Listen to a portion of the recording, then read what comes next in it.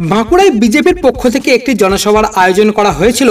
সেই জনসভায় উপস্থিত হয়েছিলেন ওন্দা বিধানসভার বিজেপি বিধায়ক তথা বিষ্ণুপুর সাংগঠনিক জেলা বিজেপির সভাপতি অমরনাথ সাহা। মঞ্চে বিষ্ণুপুর লোকসভা কেন্দ্রের বিজয়ী প্রার্থীর উপস্থিতিতে ওন্দার বিধায়ক অমরনাথ সাহা বিতর্কিত মন্তব্য করে বসলেন। হুঁশিয়ারি দিলেন বিষ্ণুপুর সাংগঠনিক জেলা তৃণমূল কংগ্রেসের যুব সভাপতি সুব্রত দত্ত ওরফে গোপে দত্তকে এবং পত্রসায়র ব্লক তৃণমূল কংগ্রেস সভাপতি প্রভাত মুখার্জি ওরফে বুলে মুখার্জিকে। প্রকাশ্যে মঞ্চে বক্তব্য রাখতে গিয়ে ওন্দার বিধায়ক কর্মীদের উদ্দেশ্যে বলেন, 2024 সালের পর গোপী দত্ত এবং বুলে মুখার্জিকে পত্রসায়রে আর পাওয়া যাবে না।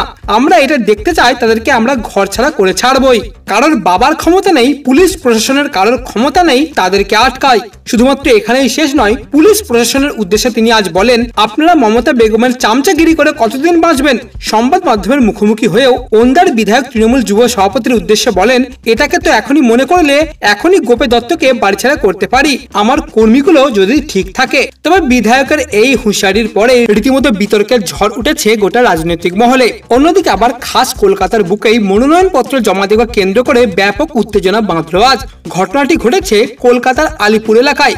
প্রার্থীদের নিয়ে মিছিল করে যাওয়ার পথেই সিপিএম এবং তৃণমূল দুই পক্ষই মুখোমুখি হয়। অভিযোগ, বামেদের মিছিলে তৃণমূলকে লক্ষ্য করে চোর চোর স্লোগান দেওয়া হয়, পাল্টা স্লোগান দেয় তৃণমূলও। আর তখনই শুরু হয় উত্তেজনা, এমনকি দুই পক্ষের মধ্যে হাতাহাতিরও অভিযোগ উঠেছে। পরবর্তী সময়ে পুলিশ এসে গোটা পরিস্থিতি নিয়ন্ত্রণ করে।